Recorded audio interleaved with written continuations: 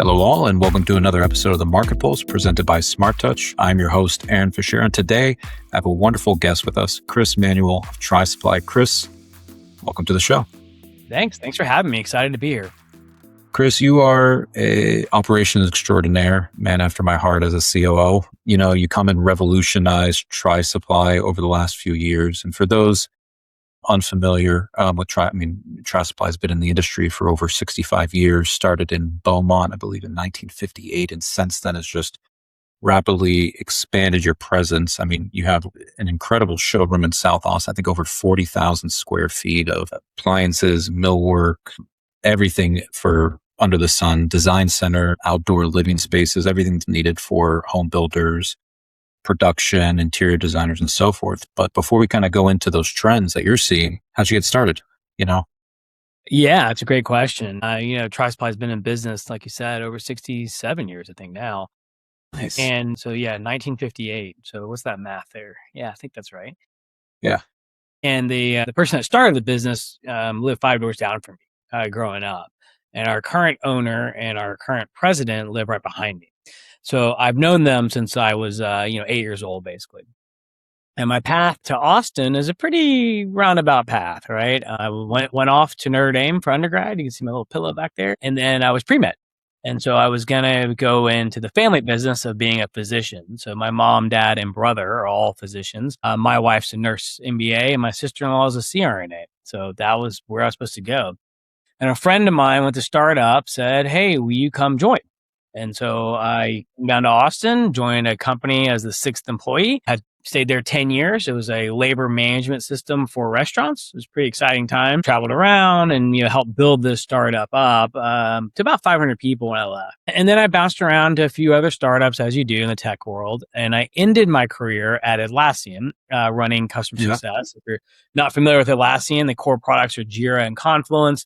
It's a technology juggernaut, and it is one of the companies to work for. But my president, again, one of my closest friends, Rob Rakovich, he had asked me several years ago if I'd be interested in joining Tri-Supply. And I said, no way am I joining Tri-Supply. Get out of here. No way, right? And about 3 or 4 years ago, he came back and said, "Hey, look, the person that you're going to replace is really retiring."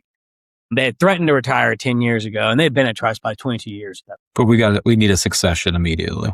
Yeah, they needed someone. So I said, okay. So I joined in October, and Larry, who's the person I replaced, he retired in January. And, slowly over time, just kind of took over different aspects of the business to help. And I wouldn't say revolutionize, it's more just modernize, right? So we relaunched a brand new website in December, deployed some of the latest technology in the back end. We're deploying various technology tools to help us be more efficient and also provide the best possible customer service to not only our employees, but also our customers, right? So been a pretty interesting path to get here. And to that point, coming from an interesting background and, from field, but ancillary part of the field, and then you kind of jump full force into it, from an operations standpoint. And I always like to know, what did you see like when you came in, and what was some of the things, from the wholesale business that you're like, okay, this is what I can bring in from that Atlassian, that kind of project management mindset. And, how did you, look to shake things up? I would say technology is the first thing I noticed, right? So what types of tools can we deploy that make us more efficient? And also connecting the data and making it be visible so everyone can see it. So therefore you can act on it in an appropriate time frame. Those are the first things that immediately jumped out, right? So for example, we used to do a lot of forms that are paper forms. So just, hey, let's digitize them. Just low hanging fruit, right? Now that those reports, whatever it may be, are searchable, right? You can go back and pull it up, whatever you need to do. We rolled out an expense report system pretty quickly when I started. So we were doing paper receipts. Now we use Concur, which is a great product. There's several of them out there like that, but that was a big leap in technology for us. We've been very successful in what we've done, right? And it's now taking us to the next level and letting these tools to let us expand even further.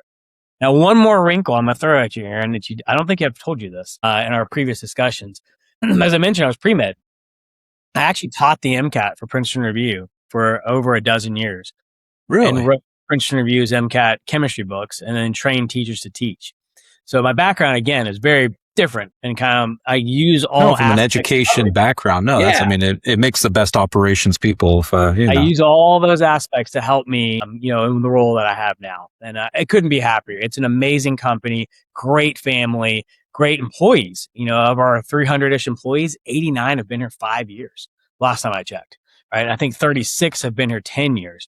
And we've got several folks who've been here 30, 40 years. Their parents work for us. Their siblings work for us. So clearly we're doing something right because we've got this types of tenure, which is not very common in this industry.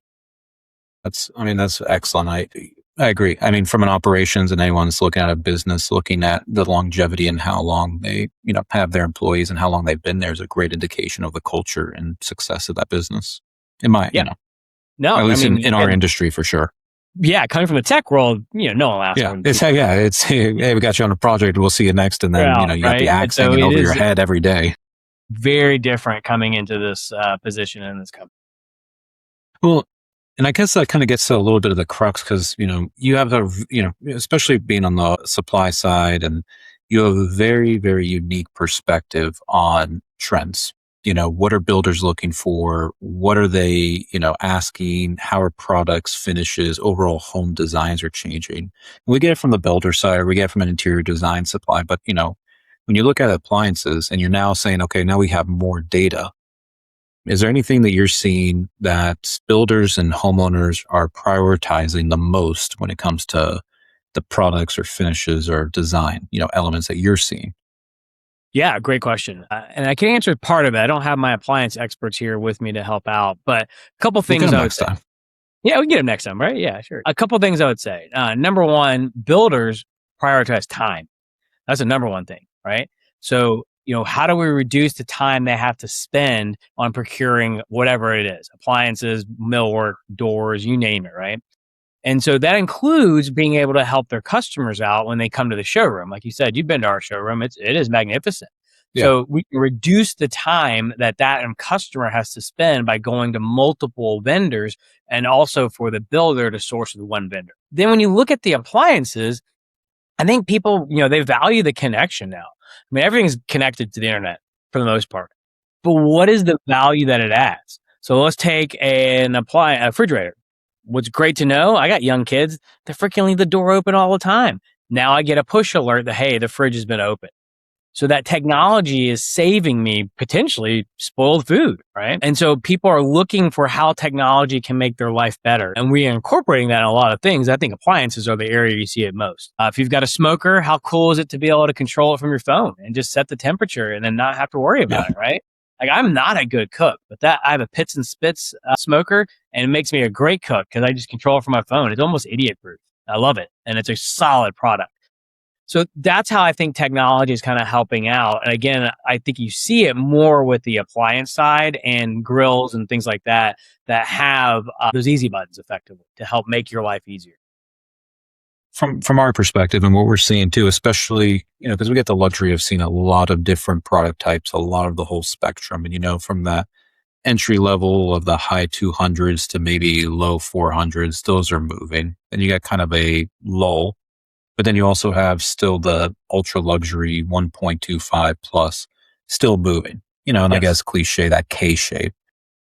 Can you speak to those different market segments? And then when it comes to kind of the features and appliances, do you see the starter homes and the builders that are trying to cater to that market more focusing on savings and affordability? And then from the ultra luxury, I mean, what are some things that you're seeing that are now becoming staples that must have?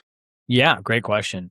So when you look at the lower price point homes, it's still your value brands, right? And most of, if we're talking about appliances in particular, Yes. or actually anything, they have multiple brands, right? So maybe you're looking at Whirlpool for an appliance, then the next step up is KitchenAid, and the next step up is JennAir. So you have the range of availability to you. So the features might be subtly different. And of course, the craftsmanship starts to improve and the quality starts to improve, but you can still get a lot of the technology that you want and the features you want in the value brand. And that's one thing that Tri Supply prides ourselves on is we cater to all the whole gamut there. And then when you look at the higher end, it's more about the look and feel, right? So when you have a high quality faucet, for example, how does it feel when you grab that handle, right? And how does that look when you look at it as well? Those are some things that you start thinking about. And also in the high end area, one thing that we're very proud of is that we are now the only reseller of Cold Fusion, which is our walk-in refrigeration unit. I That do you can love put that in. unit. Yeah, you Yeah. saw it, right? It's pretty Yeah. freaking fantastic, right? And it's expensive, right? But what it offers is a lower price point for cooling per cubic foot. Your overall cost goes up. You have more storage. You have more accessibility. You can make it have a back door to the outside, area if you wanted to. You have a walk-in freezer. So we're seeing, honestly, that's picking up quite a bit in the market. We just had an Instagram post from Cold Fusion. That's our time lapse of building it in our storeroom. And I think it has already hit like 45,000 views. And so when you're Really? looking at the luxury market, there's these niches that are popping up. People are like, oh, you know what? That's really cool. You're seeing people put saunas in their houses. I mean, it's crazy what's out there now at those higher price homes. Do you feel like on the higher end and, some of I know it's more of a status, but more of a conversation pieces, when you talk about faucets and things, is that, what the buyer's really looking for, is something that's unique and that they can kind of, less functionality? So, I don't think it's necessarily tied to faucets and whatnot. I would say lighting is where you get really unique pieces now. Really? Because they've almost become a sculpture. So for example, in our foyer, when you come in the main house, it's a 2-story opening. It's 300 pieces of glass. And it's a statement piece. And I think that is what you're seeing more in the higher end homes, is lighting being a part of the art and the decor of the home. Do you see any other fixtures or pieces within the home that are becoming status symbols or talking pieces? Yeah, for sure. I mean, hoods, right? Hoods? Sounds weird, right? But your vent hood The can vent be hoods? a metal piece, right? It could I've be seen some really great ones too. I know Southerly or Sterling Custom Homes, they have some really just incredible great stuff vent that hoods. becomes almost a focal point of the kitchen when you come in. Like, wow, that vent hood looks great. I mean, we sell some really great options there if you want that to be a focal point. And what's interesting, I would say, is that the price point at some of these really high-end hoods, it's about $10,000, right? But you're getting something that's functional, and you think about buying a piece of art. I mean, that's basically what you're doing, and that's a reasonable price comparison when you're looking at purchasing art. So something to think about. The other conversational piece is differently than I'm in for sure. But I'd love to when you look look at the at high-end homes, that's what you see, right? Yeah. And the other thing I would mention is appliances for sure, right? Thermador has the blue knobs. Wolf Sub-Zero has the red knobs on the range. That becomes something that people start to recognize. And more colors coming more and more in the kitchen. So, the range in particular can be a different color of the vent hood or whatever, right? And now that accentuates that kitchen area. Well, I want to take us in the audience out of the house and into the outdoor spaces, another, area that you guys have a very masterclass showroom around. And kind of in the same vein as that last question, we have more of the age demographics too. One, geographically, we're in Texas and, the South, and you got to make do with the outdoor spaces. But you have Gen Z, millennials, Gen X, active adults, retirees, baby boomers, so forth, and silver tsunami. Is there any focus when it comes to the outdoor space that you see with certain demographics and things that maybe builders should think about or plan around? Great question. I would say the pizza oven is the first thing that jumps out to me. Yeah. And so Personally, I want to build my own pizza oven. Yeah. So who wants to build it, right? Is it Yeah. your older demographic or is it your younger demographic? And it's a mix, honestly. Yeah. Because it's actually a lot of work, right? And so you got to be dedicated to it, to use it. Because it's a cost expenditure. It's a space expenditure as well. So how do you make sure you're actually using it? So we see some really high-end, beautiful pizza ovens, and then they don't get used, right? So from a builder perspective, I would make sure to ask the client or the customer, are you going to use that pizza oven? Or is it better to put a griddle in, which is more universal, more versatile, and you can cook a bunch of different things on it? So for me, I have a smoker and I've got a griddle. And I use the griddle more than I use the smoker. And I could make that smoker into a grill, right? Again, you set the temperature with your phone.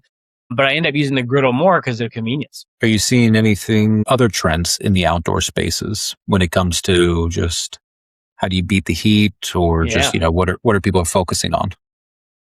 Another thing that comes in is color in the outdoor space. So maybe you don't have the typical dark furniture, right? Your patio furniture can be different colors, add some spice to it. Your umbrella could be a different color as well.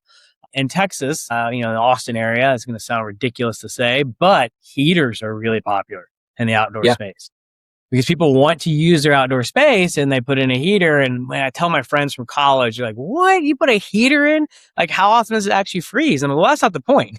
When it's 50 degrees, I want to be outside, I can turn the heater on and it makes it enjoyable for me. So that's something that people don't think about. But the folks that do put them in, we routinely hear how much they love it. So probably your advice for builders is to kind of on both, are you saying on all demographics, is really just ask the question around how they're going to use the space and how often? Like, what's important to you? And that is something that at Tri-Supply we pride ourselves on because we have specialists for each product category and they'll get to know you. So for example, do you need a dual fuel oven or do you want just all electric? Well, it depends on how you cook, right? And one of our appliance specialists, I'm going to botch this example, but she talks about how you make a cake. And she's like, if you cook on a cake and you use dual fuel, how does it change how the cake comes out versus all electric? I never would have thought about that. And so they bring you along in the journey to find out what's the best fit for you. Because oftentimes we come in with preconceived notions of, well, this is the brand I want or the type of fixture I want. And after you start talking about the use case, you realize maybe that's not the best fit. And maybe I need to look at this other product as an example. So I'll give mine, right? So Wolf Sub-Zero versus Thermador. What do you put in? And met with our appliance person and asked her some questions. And she asked me a lot of questions. And ultimately we went with Thermador because the fridge has a push technology. So my kids are young, and so they can push the door and it'll open, right? And if they don't open it, it'll actually close on its own. Again, we talked about not wanting to spoil your food there, right? And so now my kids can actually open and close both the fridge and freezer very easily. That was important to me. And so that's why ultimately we went with Thermador as a brand in our house. Nice. No, that makes sense. Again, it's thinking with the end game in mind. And also, if I know it was a couple of years ago too, but if anyone ever gets a chance your house was a part of the parade of homes and was absolutely magnificent. Yeah. So, if you get a chance to go back in the archives. Yeah, you can come back and check it out. Yeah, last year I was here. Yeah. Yeah. Well, I know, and we kind of touched on it a little bit, but I wanted to take it more on the macro side. You can't go a day without hearing the news, some sort of logistic problem, some sort of fuel issue, ups and downs. Everyone lives and dies by watching Bloomberg and tweets now. How's the industry changed and how are you adapting to this, being part of the supply network and being a huge, focal point in that? What have you seen has been some of the challenges and how have you kind of overcome those? Yeah, that's a great question. I would say number one thing that jumps out to me, people have less patience, right? Think about yourself watching a movie at home. How often do you watch the movie in entirety without grabbing your phone? It's short. Yeah, I don't think it happens very often nowadays, right? So we're conditioned to the Amazon too with, hey, I can press a button and get it by the end of the day. Right. And so people have less patience for sure. And that is transcending in the business world and especially in the building world.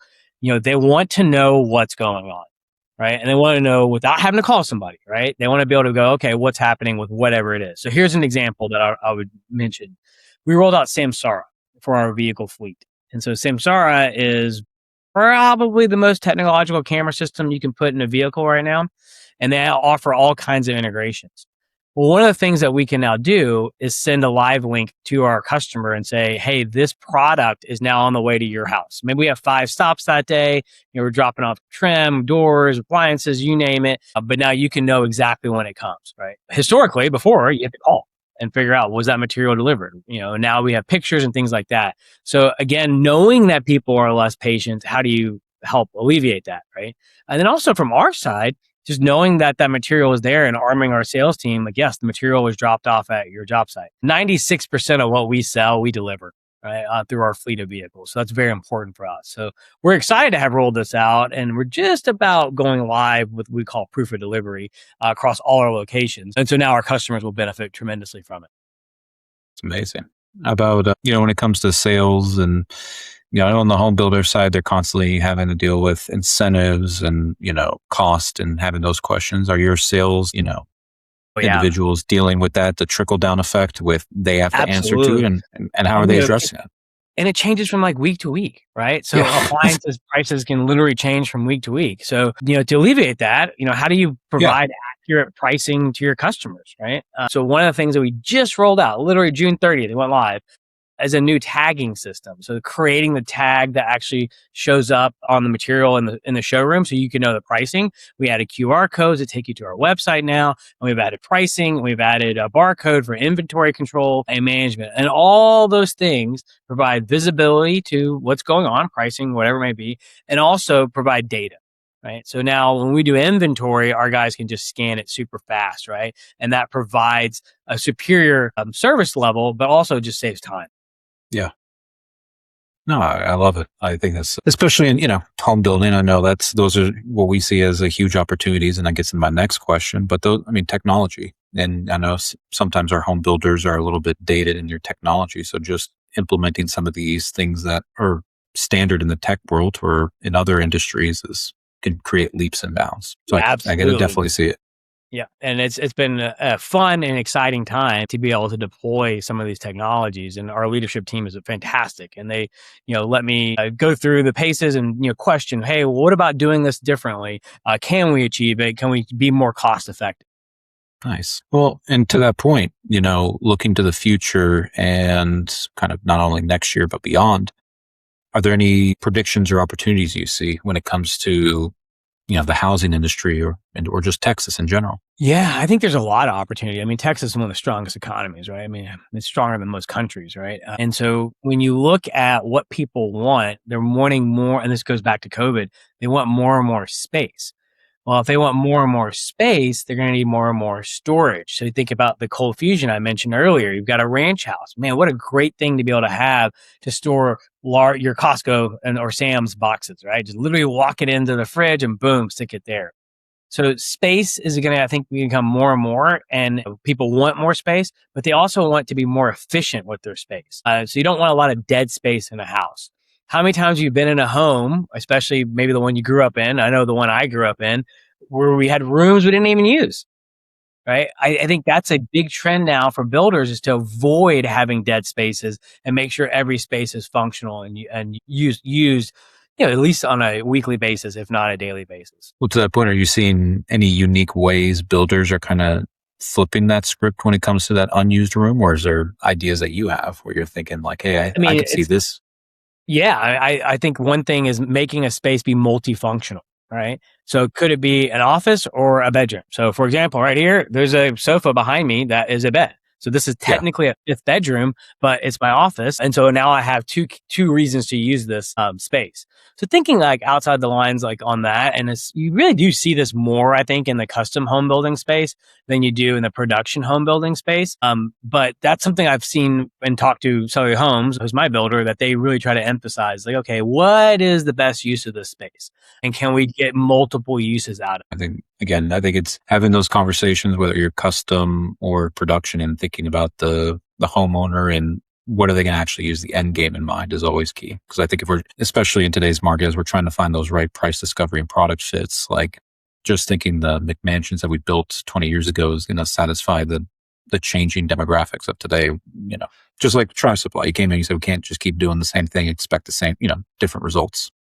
You're exactly right. And I think, going back to what we talked about earlier, at least for us, our folks talk to the customer to find out what is the use case, right? And try to make sure we find the best fit for them, something they're going to be happy with long term. Chris, as I'm wrapping up the show, and I always like to, leave on a kind of a young professional note, and coming from a different background, what advice would you give a young professional or someone that's changing into this industry?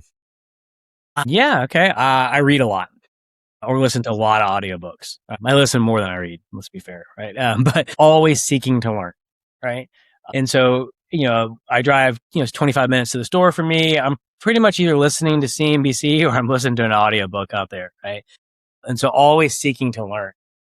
LinkedIn's a great tool to make networks. If you follow me on LinkedIn, you'll see I post pretty regularly about business trends. Like I just posted about outdoor patio furniture, and, tips and trends, things like that. So always seeking to learn, I think, is the first thing. And getting involved in organizations is great. right? That's a great way to learn. So for me personally, Sully Homes really pushed me to join the HBA and be involved, which is the Home Builder Association of Austin. And man, I've learned so much going to those meetings about what trends are out there, what's happening. And they got great educational programs too that they Great offer to education. everybody. Like So one last week was on retainage walls. That was wonderful.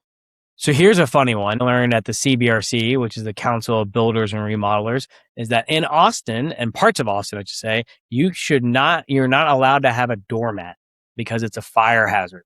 And so it's in the code, it's just not being enforced. And so this was brought to light and something came up and they brought it up. And so that kind of education around the fire code was fascinating to me.